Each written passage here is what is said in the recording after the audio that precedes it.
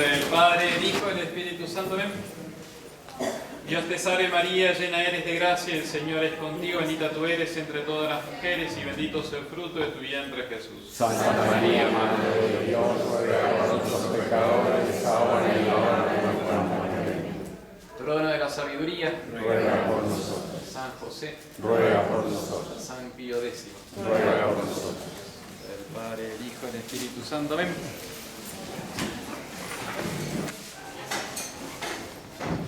Estamos entonces en un nuevo curso que se llama el alma, sus afectos y pasiones.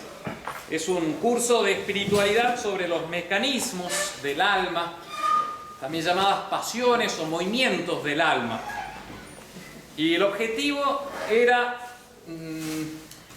recordando la exclamación del profeta Jeremías, qué tortuoso es el corazón del hombre, ¿quién lo podrá conocer, entender?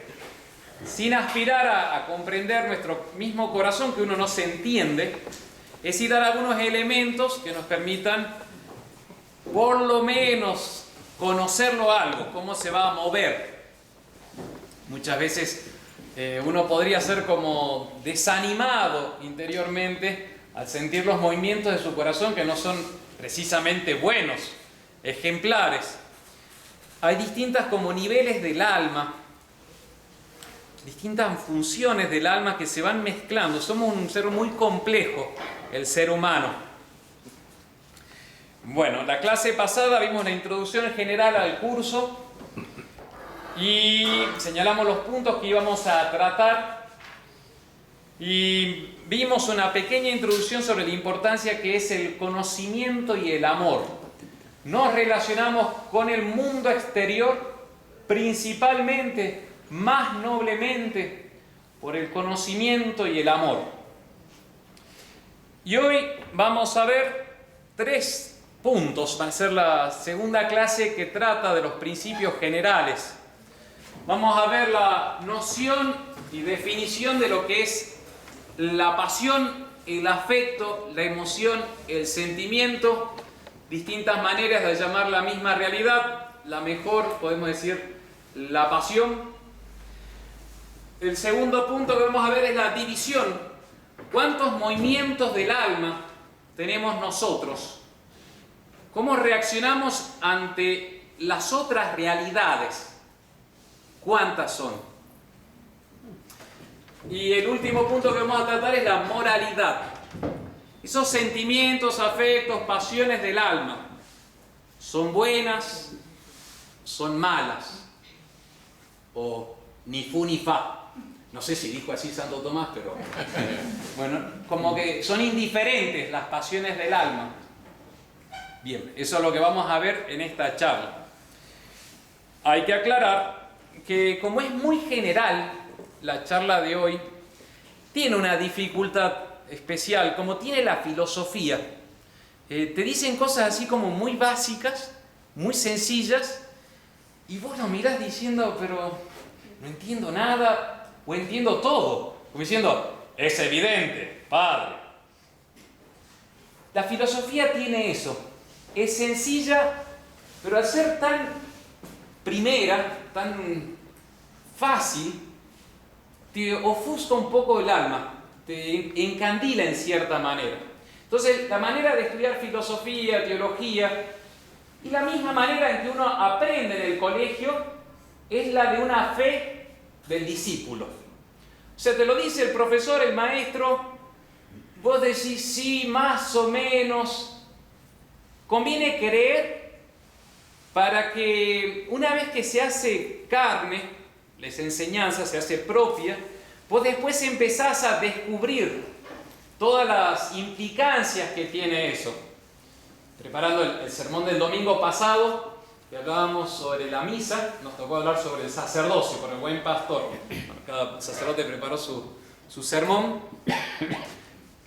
En particular, yo me centré en el sacerdocio y el altar, el sacrificio. Y confesaba apenado ante los fieles que vinieron a esa misa, que yo ahora, recién después de 25 años, empiezo a entender más o menos lo que Monseñor Lefebvre escribía o decía a sus 50 años de sacerdote, diciendo: el sacerdote se orienta hacia el altar, hacia el sacrificio, hacia la misa. Y si no se entiende el sacrificio y la misa, no se entiende el sacerdote. Nada que ver. De hecho, la crisis, es mi hipótesis que está basada en todos los estudios y gente más capaz, de la crisis sacerdotal ahora es porque lo han desvirtuado al sacerdote. Ahora lo refieren ya no al altar, sino a la misión. Y se lo encuadra al sacerdote en la misión de Cristo y la Iglesia, más o menos. Son todos estos textos que voy siguiendo de los mismos conciliares, del Opus Dei en particular, de Manuel, que sigo siempre en todo el tema del estudio del Concilio Vaticano II. Y eso lo va a desvirtuar, lo va a cambiar el eje, el centro de gravedad, creo que se dice, ¿no?, en física. Como que cada cuerpo tiene un lugar justo, que si vos lo corres un poquitito, ¡pah!, se desquicia. Entonces, Monseñor Lefebvre decía: el sacerdote está orientado para la misa, para el sacrificio. ¿Y qué es la misa? Dice: la misa es algo divino, misterioso. Pasaréis toda vuestra vida, decía en un sermón a los jóvenes recién ordenados sacerdotes, pasaréis todas vuestras vidas y no entenderéis bien lo que es la misa. Y yo lo leí ahora, después de 25 años de sacerdote, y decía: sí, ¿qué es la misa? Por eso el Padre Pío se deshacía en llanto en cada misa. Bueno, eso es la fe del discípulo. O sea, te lo dice el maestro, vos no entendés bien, pero tenés que creerle. Una vez que recibís eso y lo haces tuyo, después empezás a decir: ah, yo lo que le voy a decir ahora, vamos a hacer una pequeña clase sobre el alma. Un tratado del alma. Vamos a dividir el alma vegetativa, sensitiva y espiritual, humana. Yo esto lo estudiaba cuando estaba en segundo año del seminario. Tendría 19, 20 años. Y recién ahora empiezo a decir: pero qué sabios que fueron los que hicieron esta división. Porque cada vez que subo al cerro, ayer subí al cerro, vas viendo las plantitas y decís: sí, Aristóteles tenía razón. Y cuando vas diciendo eureka, pisaste una piedra mal pisada y te caes. Eureka. Hay mucha sabiduría en lo que vamos a decir de esto. Son sabios y sabios que tuvieron siglos y siglos, especialmente en Grecia, en la época sobre todo del esplendor del imperio heleno, de los grecos, siglos 5 antes de Cristo, llegaron a 5 y 4, llegaron a conclusiones muy inteligentes, que son muy ciertas. Entonces vamos a hablar de lo que es el alma, vamos a hablar de la importancia de nutrirse, de aumentar, de generar, de sentir, de caminar, locomoción. Y acá está resumido así, en una media hora, una clase del alma, de ánima, como escribía Aristóteles, que le ha costado al hombre mucho tiempo de reflexión. Después, ¿qué va a hacer el cristianismo? Decir: esto que enseñaban los antiguos es muy cierto, tomémoslo. No era cristiano, pero era cierto. Y como era cierto, colabora a la encarnación y lo asumimos, es nuestro. Eso también es, perdón, yo me empiezo a divagar, ¿no? Muy importante ahora, cuando se habla de la inculturación, en el modernismo van a hablar mucho de la inculturación. Y dicen: bueno, cualquier cultura puede aportar lo bueno, y la Iglesia no se identifica con ninguna cultura. Eso nos enseñaba el padre Calderón en el seminario. Decía: no, la Iglesia Católica ha asumido todo el bagaje, la heredad, la cultura, el legado greco-romano y lo ha tomado como propio. No es lo que vale lo mismo la cultura greco-latina que la cultura maya o la Pachamama. No sé si entienden, hay todo un trasfondo muy, muy cierto y muy lógico por detrás. Bueno, eso es una aclaración para comenzar en un pequeño tratado del alma. Vamos a ver entonces en el primer punto, noción y definición, el alma y sus funciones. Los sentidos y los apetitos sensibles, que ahí va a estar la pasión. Va a ser la relación entre los apetitos, los movimientos del corazón sensibles. Y ahí está la pasión. Y viendo esto, vamos ya después a definir la pasión, cortito, con la definición clásica de San Juan Damasceno, y una más moderna, de Rollo Marín, ¿no? Tiene algunos elementos que sirven a los hombres del siglo XX. ¿20? ¿Qué es el alma? Pino, María del Pino. ¿Qué es el alma? Pregunta difícil, ¿no? Iba, a ver, ¿alguien se inmola a responder qué es el alma? Principio vital, ¿puede ser? ¿Perdón? Principio vital. Muy bien. El alma es un principio de vida.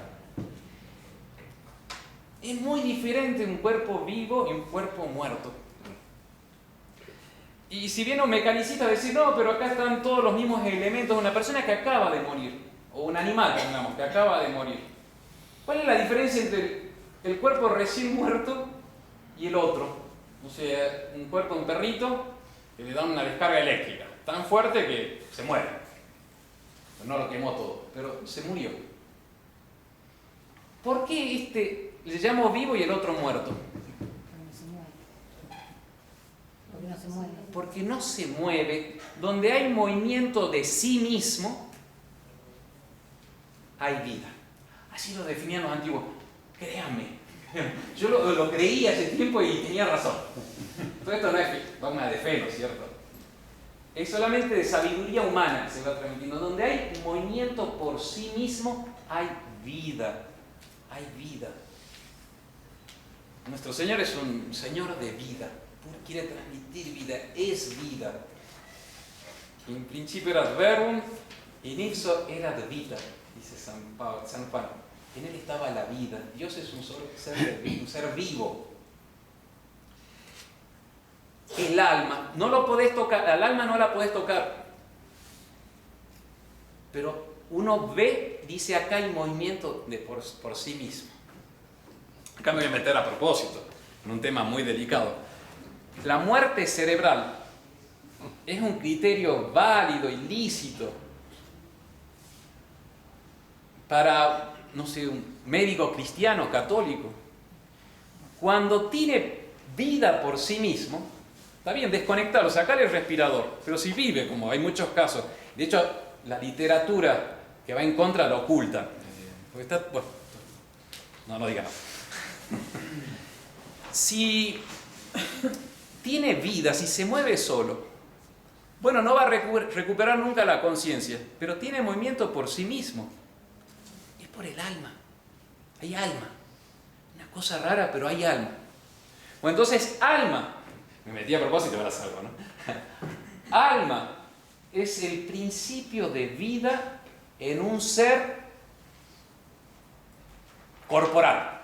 Es la diferencia entre una piedra y una planta. Estoy enamorado de la jarilla y de varias cosas, todas las plantas del desierto que son, no es tan fácil conocerlas, ¿no es cierto? Es muy mezclada, cada una tiene vida. Bueno. Y como vida va a tener ciertas funciones que los antiguos decían, y esa planta tiene un alma, se va a llamar alma vegetativa. De ahí donde está Paula, los perros van al cielo. Tienen alma sensitiva, pero es un alma no inmortal, sino que desaparece cuando el compuesto se disuelve. Alma vegetativa, entonces, tiene 3 funciones que son bien básicas y con esto entendés la vida. Nutrirse, aumentar y generar. El ciclo de la vida de las plantas es ese. Cae la semillita y inmediatamente empieza a sacar la raíz. Increíble cómo sabe hacia dónde tiene que hacer bajar la raíz. No sé, tiene un sentido de la gravedad, no sé qué tendrá la semilla, pero tira las raíces hacia abajo y no el tronco hacia arriba. Eso sería una semilla gallega. Tira la semilla hacia abajo, la raíz hacia abajo y empiezan a buscar nutrientes. Empiezan así y buscan el agua. Empiezan a nutrirse. Nutridas empiezan a aumentar, a crecer, a desarrollar. Sacan el tronquito, después la rama, la hoja. La hoja busca el sol. Y todo para producir el fruto. Porque del fruto, la flor. Porque de la flor fecundada nacerá el fruto. Y en el fruto, ¿qué hay? Agustín. Uy, no. Muy bien, la semilla. ¿Y en la semilla qué hay? Toda la planta entera. La vida, la transmisión del ser. Está buenísimo. Y toda la vida es eso nada más. Esa es casi la definición de un marido. Demasiado aumentar y generar. Nutrirse, aumentar y generar. Toda la vida es eso. Y la planta lo hacen irracionalmente. Otros también. Lo hacen sin pensarlo, pero lo están haciendo. Bueno, en concreto, porque acá voy a descubrir la noción de bien. Es muy, muy importante. El bien. ¿Cuál es el bien del alma vegetativa, de la planta? ¿Qué es lo que busca como su bien concreto? No lo piensa, por supuesto, pero hay algo que lo está moviendo a sus raíces. ¿Qué buscan? Agua. Sobre todo el agua, pero los minerales también que va captando. ¿Sus hojas qué están buscando? Por la fotosíntesis. El sol, la luz, lo está buscando. Analicen, los antiguos sabios eran naturistas, se llamaban, o sea, eran sabios de la naturaleza, estudiaban la naturaleza y la buscaban entender. Entonces busca el sol, buscan el calor también, buscan las condiciones apropiadas para crecer. Y después buscan, la flor es magnífica, estudiar la flor. La flor es llamativa, un poco de lo que dice acá, no es tan desacertado. La flor tiene una figura distinta que el resto de la planta, tiene un color distinto de la planta, tiene un aroma distinto de la planta. Es una mujer. Aromas, colores, combinación. ¿Y qué están haciendo? Llamando la atención para que vengan los elementos polarizadores y justamente produzcan el proceso de la vida. Usted dice, padre, pero está delirando. No, acá hay mucha sabiduría de por medio, sabiduría antigua. Todo esto empieza a explicar un poco que tenemos en nuestro ser movimientos naturales, que buscamos instintivamente, sin pensarlo, ciertas cosas. Ahí empieza ya a nacer la noción de movimiento, de buscar. Y eso es muy, muy importante. El bien es lo natural. El bien de una cosa es lo que la cosa busca. Tiende. La planta tiende a buscar agua, nutrientes, sol. Muy interesante, un viaje a Centroamérica. Creo que la empresa está Avianca. Entonces tenían, ahí tienen las pantallitas en cada asiento, ¿no es cierto? Entonces podés elegir lo que vas a ver. Y había programas de, no sé, Discovery, no sé qué era así, pero que hablaba ahí de las selvas tropicales. Y ponen esas cámaras que están sacando fotos o filmando durante horas y días y años, y ponían de una selva que había sido arrasada por el fuego y después cómo empezaban a crecer todas las plantas, y es increíble porque era acelerado lo que van haciendo, cómo van creciendo, cómo van extendiendo las hojas, y de hecho allá en el trópico se pelean mucho las plantas en las selvas para llegar a lo más alto, extender sus sombras, que son como paraguas, para captar el sol y no dejar crecer nada abajo. Es una lucha espectacular por la vida. En esa imagen que mostraban cómo van creciendo plantas por todas partes, todas en una secuencia muy rápida, ¿no es cierto? Es esa búsqueda de lo bueno, de lo natural, del bien. El bien es lo que se busca. Eso es lo primero que quiero dejar muy plantado, de hacer fundamental y relacionarlo con lo natural. Con lo natural. ¿Por qué? ¿Por qué señalo esto? Porque hoy por hoy se habla de el autopercibirse. El autopercibirse. Yo me percibo vaca o chancho, o hombre o mujer, o binario.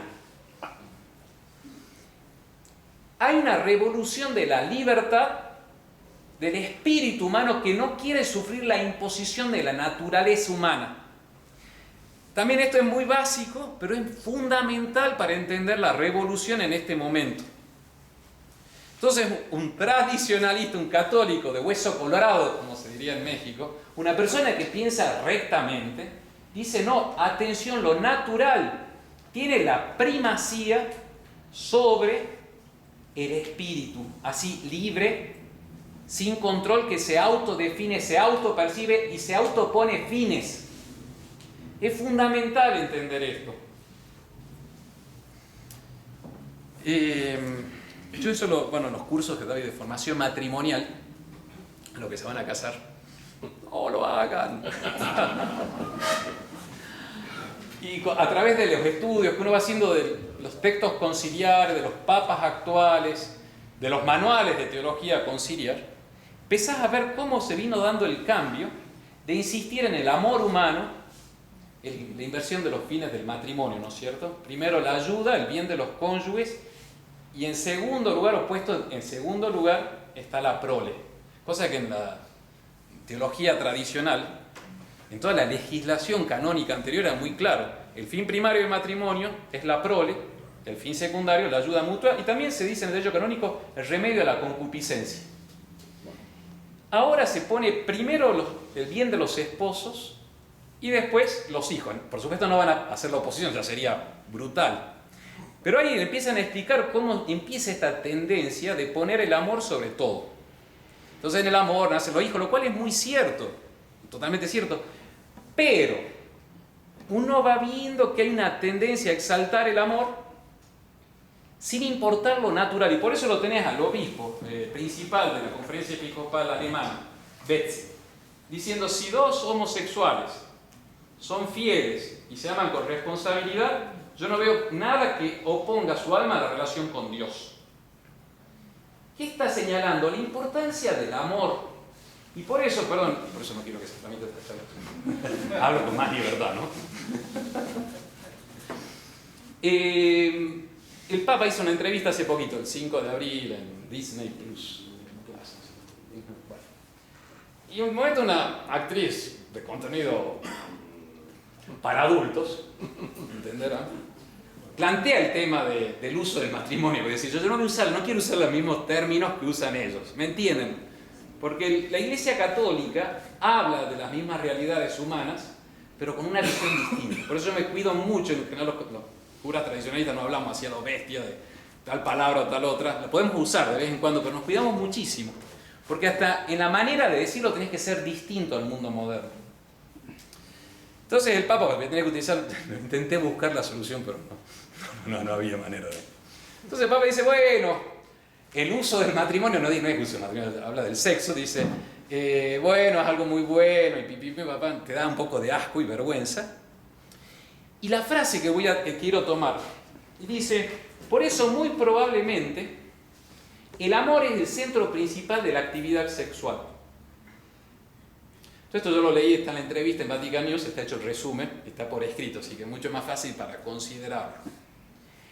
El amor está en el centro de todas las potencias generativas. No, o sea, sí, pero están desvirtuándolo. Y por eso vas a terminar justificando, si es por amor. Quizás yo leo entre líneas, soy un tipo demasiado tendencioso, está fanatizado el padre, cambie de tema, vea más bien no sé, un dibujo animado de Disney, no vea la... Amén, Francisco responde. El dibujo animado también lo han... Tiene razón, Disney, y que ya tiene con una abierta agenda y anterior agenda LGTB. Por eso yo insisto en lo natural, porque no vas a entender los movimientos del alma si no entendés lo natural. Sí, viene bien parado. A mí me parece que lo natural hoy en día también está como cambiado de sentido. Tiene razón. Opuesto a lo artificial, pero no como algo que el ser humano o cualquier cosa tiene como regla, como norma, como establecido, como lo que lo lleva a hacer las cosas. Bien, exactamente. Hay que cuidarse de no caer en los extremos. Efectivamente, actualmente hablar de lo natural podría terminar diciendo lo instintivo. Dejate llevar por los instintos. No es en ese sentido, porque sobre todo en el ser humano tenemos una naturaleza donde tenés las funciones del alma vegetativa, pero tenés, pues añadís lo de lo sensitivo, después vino lo espiritual. Entonces, lo natural en el hombre se da todo esto, pero abarcado por el espíritu y sublimado por el espíritu. Y es ¡wow! Perdón por la tontera, pero es fenomenal cuando entendés, porque ahí, qué sé yo, un santo, un monje, que se dedica a rezar, va a nutrirse, pero se nutren muy poco los monjes. No sé si sabían, los benedictinos no comen carne nunca jamás. Y cuando viene una visita lo alimentan re bien, los reciben como si fuese Cristo mismo. Está buenísimo ir de visita al monasterio benedictino, pero no quedarse a vivir. Me acuerdo mucho de una visita que hice a los monjes tradicionalistas del sur de Estados Unidos. Fueron los días de gloria para mí. Pero claro, por ejemplo, la vida nutritiva va a quedar sometida al espíritu. La misma generación, ellos entregándose en una vida célibe, van a sublimar su entrega del espíritu por su oración y su sacrificio ante Dios, que va a dar vida a muchas almas. Entonces, cuando uno habla de natural, claro, yo voy a insistir, lo natural es contra de la revolución que se autopercibe, se autodefine fines. En ese sentido. Pero claro, no lo natural en cuanto instintivo a lo bestia. Sí, ni siquiera creo que ahora lo natural es, lo han desligado. Ya lo natural en el ser humano no existe, no lo tienen en cuenta. Tienen en cuenta ser naturista, comer natural. Bueno, ahí sería otra deformación. Está deformado, sí, está deformado. El veganismo, ¿no? Pero bueno, yo quería insistir en esa parte, porque es importante para la noción de bien y todos los movimientos de nuestra alma, es importante entenderlo, a esa tendencia a lo bueno. Lo bueno es lo que se busca. ¿Qué decía Aristóteles? Bonum, lo bueno es aquello a lo cual todos apetecen, todos buscan, todos tienden, lo bueno. Bueno, ahora pasamos al alma sensitiva.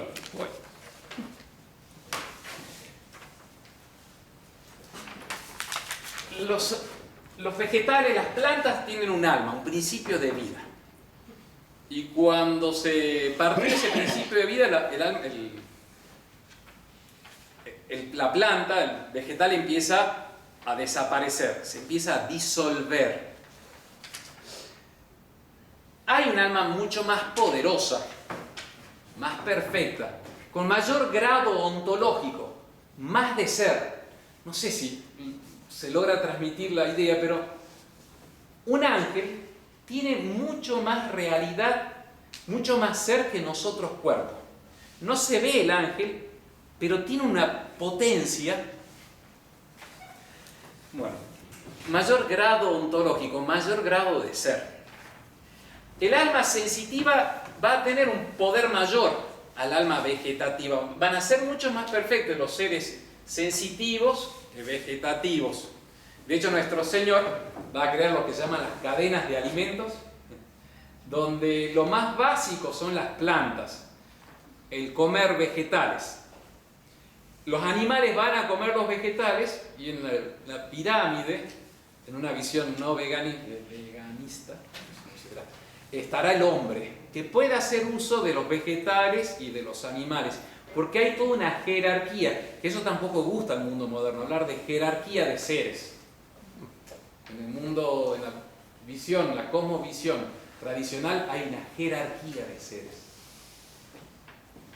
Bueno, y ahí van a estar los animales entonces que tienen las tres funciones vegetativas: nutrirse, aumentar y generar.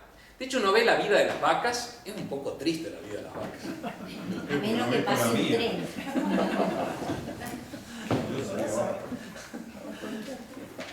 Comen, están todo el día pensando en comer, y todos los seres animales piensan en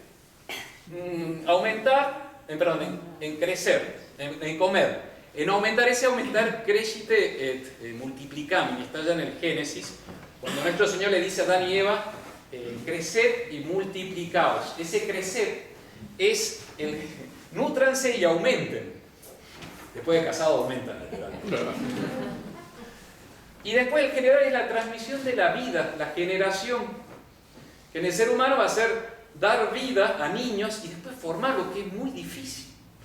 Por eso dice la visión tradicional, clásica, que daban los antiguos, que el matrimonio es de uno con una para toda la vida, porque necesitas darle la estabilidad a esos niños que van creciendo y jóvenes que se van haciendo adultos, de papás y mamás siempre juntos.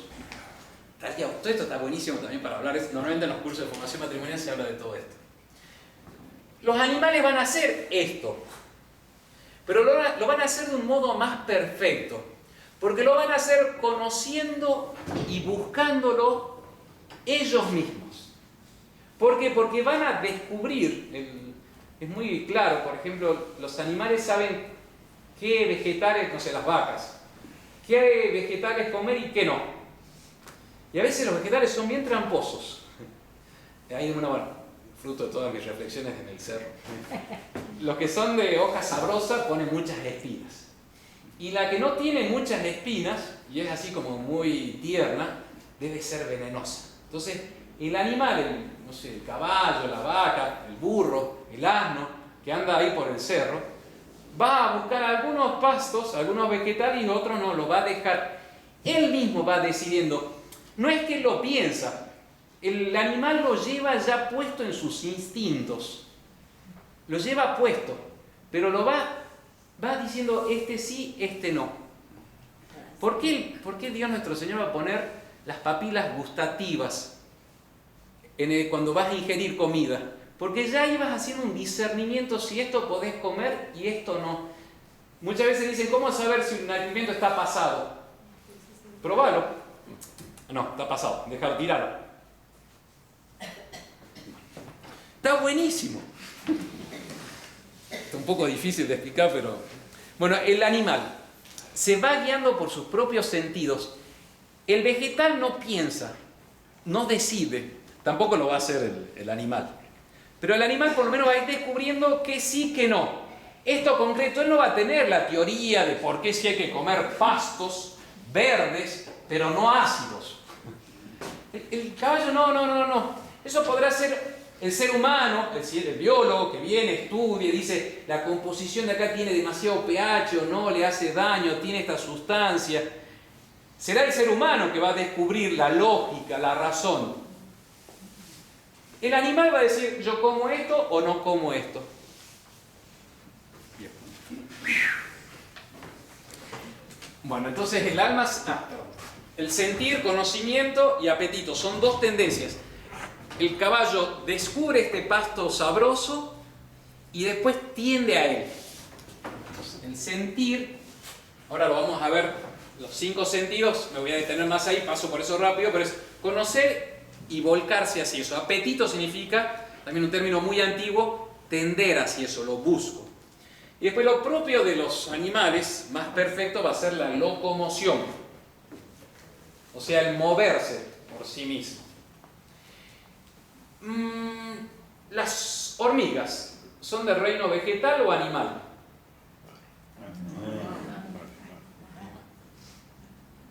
Un molusco. Los moluscos son algo rarísimo. Son riquísimos. En Chile se comen muy buenas. Pero los moluscos son como son unas piedras que tienen algo adentro, ¿no es cierto? O algo así. Los adolescentes tienen algo de molusco.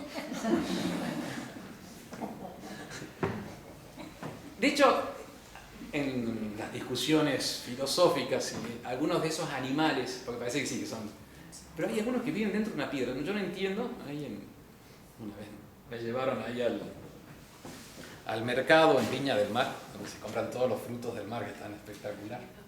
Picoroco. El picoroco que vive allá adentro. Ese es el picoroco. Está metido en una piedra. Y no se mueve, no sé qué hace el tipo ahí.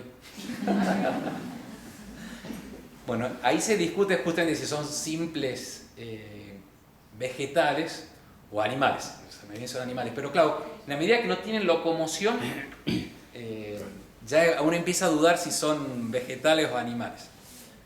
No es el único criterio. Sigamos con lo que podemos del alma espiritual.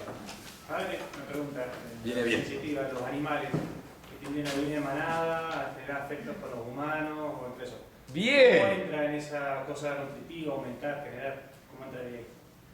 No. Entre una alma sensitiva. Pues, Bien. Todo en alma vegetativa. Bueno, ahí vas, ya empezás, me diste un buen pie. Los animales, mientras más perfectos, empiezan a tener una vida social. Y es como vos dijiste, nosotros tenemos una gata acá. Es herencia de mi prior, de mi antecesor, el actual superior de hecho, no hay ratón en todo, no encontramos, pero creo que gracias a la gata. Interesante ver los gatos. Los perros también. Los perros son mucho más fáciles de ver que son sociales. Y el gato no. Pero el gato busca. El gato busca porque le das de comer. Pero empieza a tener un grado de relación afectiva, por decir así. Otros animales, en general los domésticos, que participan un poco más. En esto puedo estar diciendo cualquier cansada, ¿no? Nunca he visto que Aristóteles hable del perro y del gato. Pero esos perros que son más domésticos, estos animales que son más domésticos, empiezan a participar un poco de lo propio del ser humano. Un bolazo cualquiera. Pero me sirve un poco para introducir que el tema se puede discutir mucho, ¿no es cierto? Bueno, y ahora llegamos al hombre. El hombre va a tener las funciones del alma vegetativa, ¿qué dice Lorena? ¿Sí? Del alma sensitiva.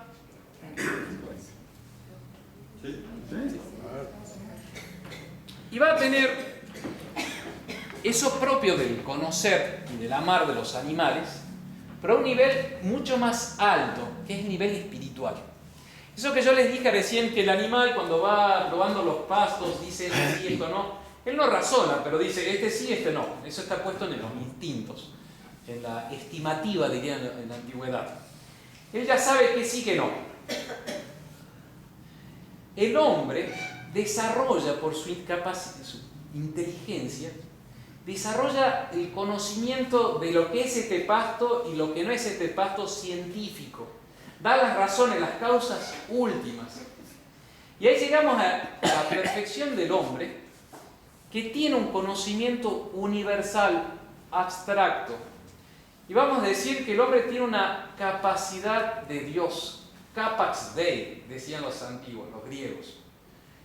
El hombre hace todo eso, pero tiene un cañón, un arma, un bazooka, un misil, no sé, un arma re poderosa que le permite hacer lo del alma vegetativa, alma sensitiva, pero mucho más.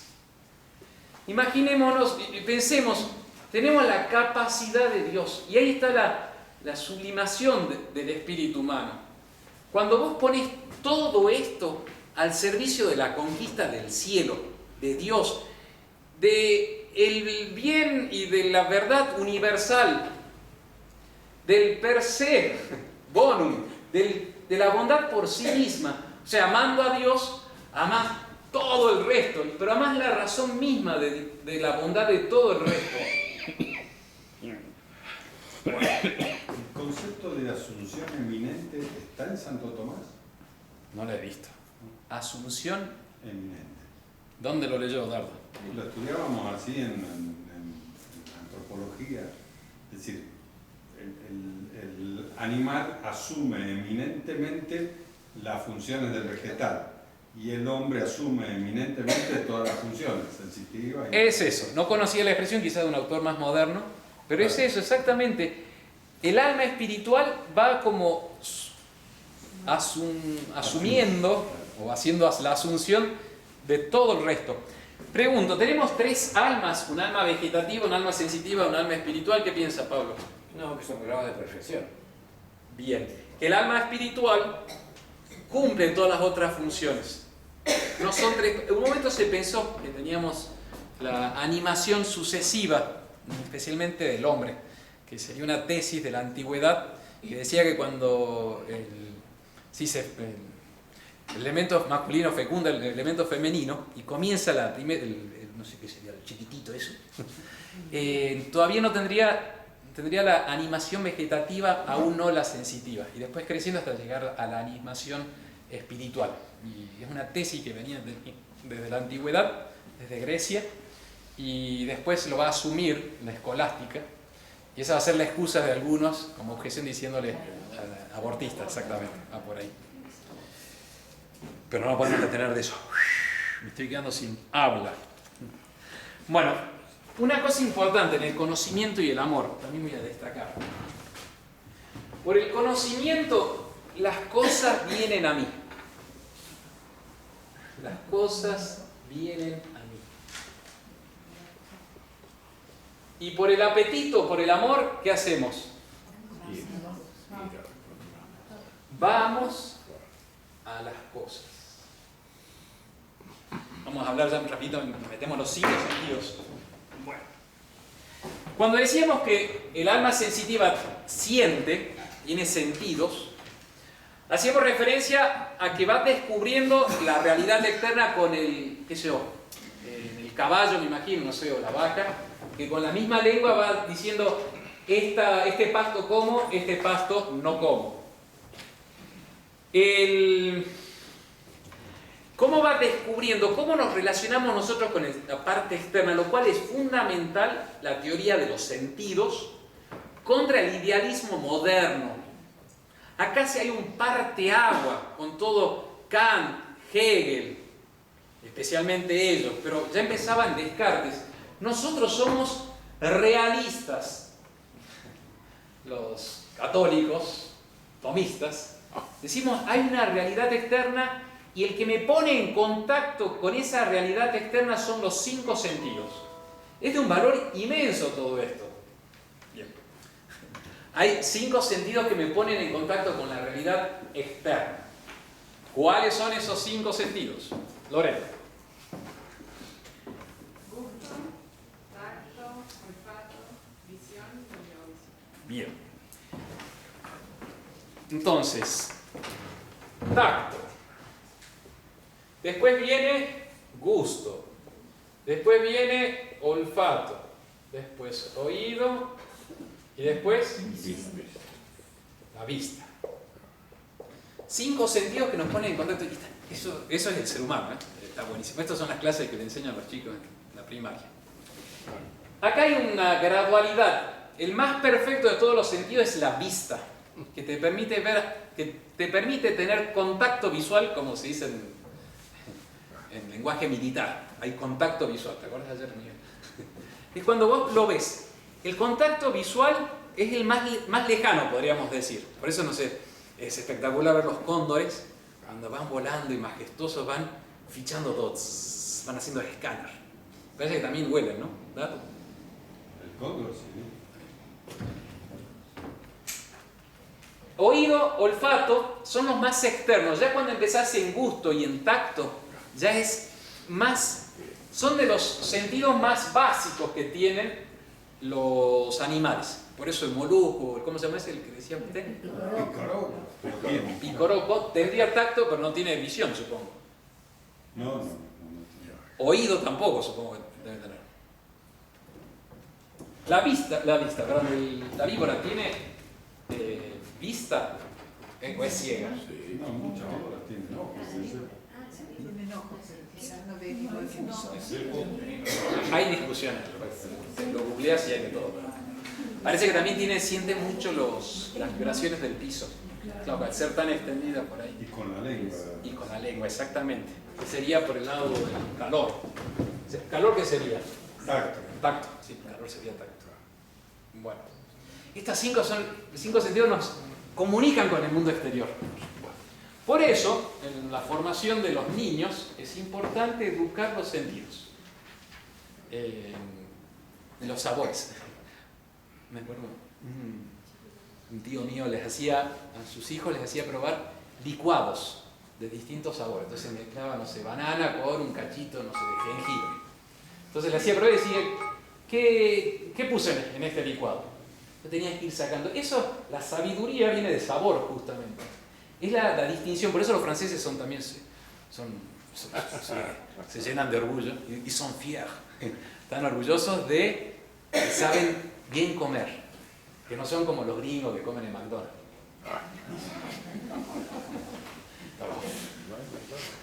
Y ellos tienen un sentido del sabor. Hay que saber, de la formación de los chicos hay que introducirlos justamente en la buena educación de los sentidos. Por eso también el tema de las pantallas es muy complicado también. Empieza a absorber demasiado y muchas veces no con buen gusto. Bueno, estos 5 sentidos internos son unificados por los sentidos, los externos por los sentidos internos. ¿Alguien escuchó hablar de los sentidos internos? Dardo, Tato. ¿Quién acá? Yo sé que uno de la memoria, pero ya me olvidé toda la pasada. Sentido común, imaginación. ¡Epa! memoria. ¿Lo googleaste? No, me acuerdo de haberlo visto, bueno. Muy bien. No me acuerdo más. Sentido común. Después viene la imaginación. Después viene La memoria, creo que. la estimativa. Vamos a poner estimativa. Y después viene la memoria. Gracias. Y después viene, me olvidé. Y la intuición creo que... Los sentidos están separados entre ellos. Nosotros, por ejemplo, con la vista vemos formas y colores. ¿Los animales ven colores? El Enrique tampoco. Por eso,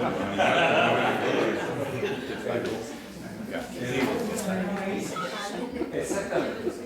Pero parece que no ven colores como nosotros, ¿no? Pero ven más. Blanco y negro. ¿Cómo sabemos si no? Se cree que el perro ve azules o verdes.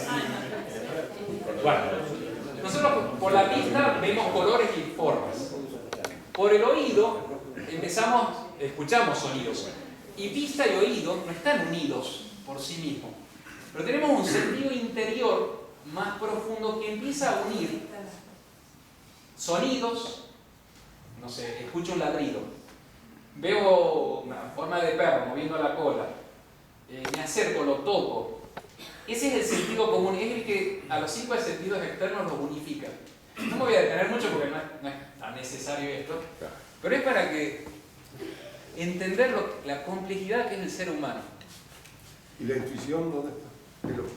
La intuición andaría más bien por el lado de la estimativa. La estimativa sería toda la zona de conocimientos, reflejos puestos por el creador.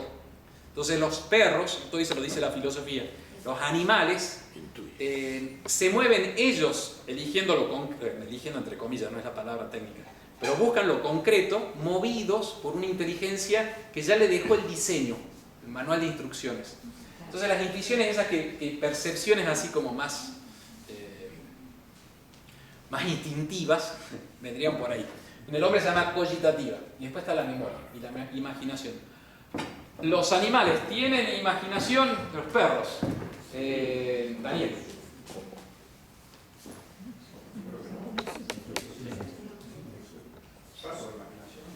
¿Cómo? Perro. Parece que sí. Sí, hasta sueño. Y por el sueño, exactamente. Viste que los perros a veces como que lloran o... Porque no tienen capacidad de razonamiento de conocer esencia, pero todo lo que sea concreto y identificar todo en sentido común puede. Me sorprendiste. Cuidado, Creo en la evolución.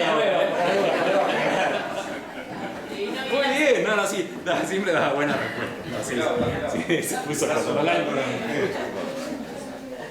bueno, a todo ese nivel, a esos conocimientos sensibles, se va a producir la tendencia de nuestra alma a buscarlo o a rechazarlo. El bien atrae y el mal se rechaza. Eso es fundamental, son principios básicos, padre. Jeje. Una hora hablando para decir eso. Es fundamental, son de las nociones básicas. Dice Santo Tomás, cuando va a hacer la división de las 11 pasiones, el bien tiene una fuerza atractiva Y el mal, una fuerza repulsiva. Lo bien te atrae, lo malo lo rechazas. Y son pues cosas puestas en nuestra naturaleza, en nuestro ADN. No sé si ADN, pero está ya muy, muy adentro. No lo autopercibís. Eso está puesto. Está puesto. Bueno, entonces cuando conoce el animal por los 5 sentidos, ayudado con los sentidos internos, va a producir en él mociones de buscar o rechazar. La vaca que está todo el día comiendo, está pensando dónde hay alimento, dónde hay agua, y va hacia ello o lo rechaza, o le es indiferente. Pero toda su vida es ida y vuelta. ¿Y hay capacidad de error en el animal? Sí, pero mínima. La naturaleza no se equivoca. La naturaleza, utim pluribus, en la mayoría de los casos siempre acierta. Entonces, la tendencia hacia lo bueno va a ser la base del amor. El amor es la tendencia a lo bueno. El odio va a ser el rechazo a lo malo. Y eso está puesto en el corazón del hombre. No es tan fácil manejarlo. Yo no sé si les conté, creo que la semana pasada, ya no sé a quién se lo conté, pero la reacción ante la muerte, cuando se da cuenta que estás próximo a morir por una enfermedad que te dice, mire, usted parece que tiene esto y se va a morir. Es una reacción instintiva, no la podés controlar. Es el odio a la no existencia, a la muerte, te sale espontáneo. Va por ahí. Eso, entonces, justamente el alma espiritual lo que tiene que hacer es controlando, guiando, llevando. Yo creo que vamos a cortar en unos minutitos. No voy a llegar a todos los puntos que esperaba. Por la mirada, más o menos, me voy dando cuenta que van siguiendo. Así que por eso me detuve. Porque es fundamental esto. Bueno, ¿cómo se va a definir la pasión? Esta es la noción general. Entonces tenemos el alma, principio de movimiento, con distintas funciones que buscan comer, que buscan aumentar, crecer. Las plantas se ven muy claramente. El crecimiento va hasta que puedan hacer la flor y la flor saca el fruto.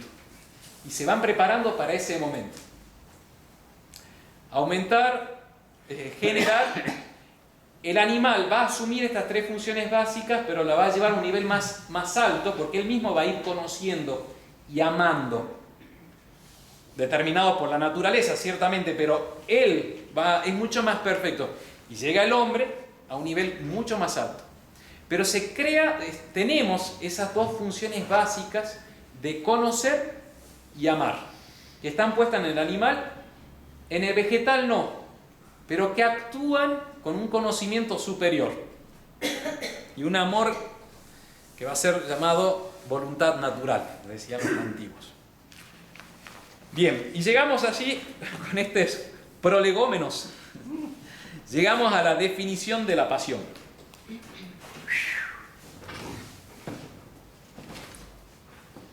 ¿Cómo se puede definir la pasión? ¿Alguien sabe acá? Cuando uno dice pasión, vamos a hacer un excurso semántico. Puede tener una connotación negativa, pasión. Como algo no muy racional, incluso pecaminoso. No lo usamos así. Se podría usar la expresión emoción. Sí, podría ser afecto, mejor. Afecto significa una tendencia de amor. O también el afecto va a producir rechazo. Es muy instintivo eso. Eso de ser pacifista 100% es imposible. Si querés la paz, prepárate para la guerra. El que ama, odia. El que ama, odia. Por eso también en esos speech que nos crean un Dios pacifista y un Dios que no castiga y un paz que le da lo mismo, lo bueno y lo malo, el pecado, la justicia y santidad, es errónea. Dios, al amar lo bueno, rechaza y odia lo malo. Pero es instintivo a Dios. Todo eso no por la teoría de las pasiones, sino porque está muy claro en la revelación. Bien. Pasión. Lo vamos a definir. O emoción. Bueno, pasión significaría ese movimiento del alma. De hecho, lo definimos como el movimiento del apetito nacido del bien o mal aprehendido. ¿Qué significa aprendido? Teresita. Carla. Aprendido. Ha sido aprendido. Cuando- Conocido. La palabra más fácil es aprender, significa exactamente jalar. ¿Qué tal jalar? Traer, agarrar, pero se aplica en general a lo cognoscitivo. Entonces, aprender algo es cuando vos a eso lo haces tuyo, lo agarrás. ¿Se acuerdan? El conocimiento es traer las cosas hacia así. Poner. Sí, adquirido podría ser, pero aprendido significa lo agarras con conocimiento. Entonces, movimiento. La pasión es el movimiento del apetito, nacido del bien o mal aprendido, con ¿cómo estaba la definición? ¿Transmutación? No, conmoción refleja, está bueno. Esta es la moderna, esta de Rollo Marín, un teólogo español dominico.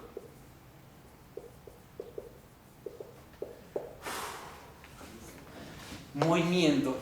Hay o vas o te apartás. El movimiento es tac, tac. Nuestra vida está resumido en esto. Es muy básico, pero es así. O vamos o rechazamos. Tac, tac. Del apetito. Es decir, de esa parte del alma que busca el bien o rechaza el mal. Ese movimiento nace del bien o mal aprendido. Aprendido por el espíritu o por los sentidos. Pablo, papi. No, el conocimiento supone el espíritu. Claro, era difícil la pregunta. La pasión sensible va a ser más bien por el conocimiento sensitivo. La pregunta no estaba bien hecha. Lo que pasa es que el hombre conoce el bien, de todas maneras, por más que sea bien carnal, lo voy a tomar. Sí, Busco lo bueno dentro de lo malo. pero lo que acá también quiero insistir que la pasión la tienen también los animales.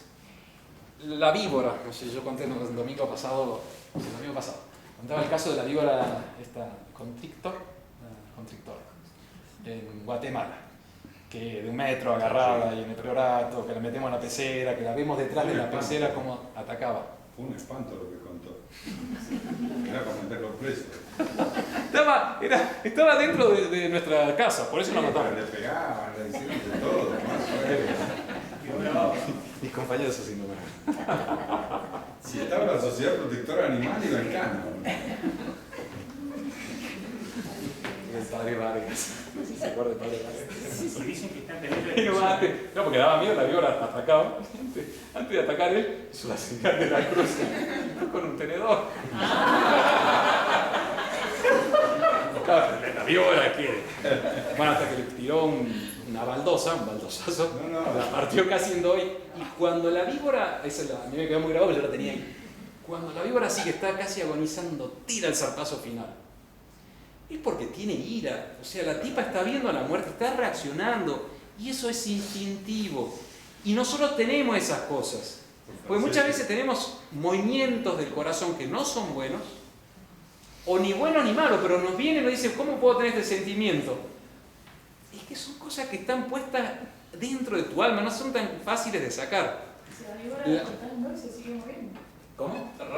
Cortás la víbora en dos y se sigue moviendo las dos partes y se supone que... Son por los nervios, no sé. Algunas dicen que dura más el alma, no sé qué sé yo. ¿Dónde se queda el alma? ¿En la zona de donde está la cabeza o donde está la cola?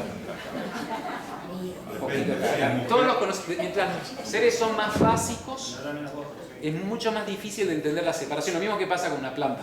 Vos tenés una planta, le haces un tajo y haces un trasplante. ¿Dónde se va el alma de esa planta? Un injerto. Entonces, mientras más básica es el ser, es como más difícil de determinar los momentos, de separar. En cambio, en el ser humano es clarísimo. El ser más perfecto. Entonces, el movimiento del apetito ha nacido del bien o mal aprendido. Entonces, la víbora vio venir el cuchillo final, la estocada, y reaccionó. Entonces, en ese sentido, digo, bien o mal aprendido. A través de su sentido, la tipa está diciendo, atención, y va a reaccionar. Con conmoción refleja. Esto lo va a señalar especialmente Aristóteles, Santo Tomás también, pero Aristóteles tiene un tratado diciendo justamente, cuando viene la pasión, hay una conmoción corporal. Porque la pasión, los sentimientos, los afectos son, en primer lugar, algo del alma, no del cuerpo, del alma. Pero como somos unión de cuerpo y alma, se van a producir movimientos conjuntos, dice Roger Marín, con conmoción refleja. El ejemplo de Aristóteles es el de la ira, que definían los antiguos que la ira es el movimiento del apetito irascible, con sangre en el corazón. No sé si le ha pasado, a mí sí me pasa, cuando te enojas. Con la víbora. Yo no me meto en problemas matrimoniales. Es que todo lo que dice tiene otro sentido. Siempre. Cuando uno se enoja, no sé, lo han sentido, no te podés controlar. Y hay como un movimiento más rápido de la sangre en el corazón. Eso lo decía Aristóteles. Piensa en momentos de ira y te quedas con una bronca. Usted sí lo ha vivido. Nunca. El temor también produce una cierta parálisis, podríamos decir así. La sangre se te enfría, te pones gélido. Cuando tenés temor, incluso no podés hablar, quedás, cuando uno ve un alma en pena, yo nunca he visto, ¿no? Pero es como que te dicen, quedó blanco como habiendo visto un alma en pena. Entonces queda, se te baja la temperatura, no podés hablar, no te podés mover. Y lo último, con eso voy a terminar, al final llegué nada más a la noción y definición. El último ejemplo es de una persona ante una profunda alegría. Y el ejemplo que se me ocurrió poner es en la película de La Pasión, que está muy bueno. Le hablaba hace 2 o 3 martes, le hablaba de ella, que realmente la volví a ver un pasaje nada más, de 4 o 5 minutos, y dije, qué bien que está hecha esta película. Recuerdo la escena de la última cena, que nuestro Señor dice, desiderio desideravi hoc pasca manducare vobiscum. Con un gran deseo deseé compartir con ustedes esta Pascua, esta comida. Y es cuando va a instituir la Eucaristía, la noche anterior a su muerte. Y en la película está muy bien representado el actor, Jim Caviezel, cuando le van trayendo los panes, San Juan me parece que es, y él los recibe y con una expresión de alegría lo va transmitiendo. Y eso sería el ejemplo de esos gozos sensibles, es un gozo espiritual ciertamente, pero que redunda en el cuerpo y hasta en el rostro se lo ve. Nuestro Señor tenía pasiones. Sí. A ver, Andrés, ¿qué momento del Evangelio se acuerda que hay? Cuando murió Lázaro y lloró. Muy bien.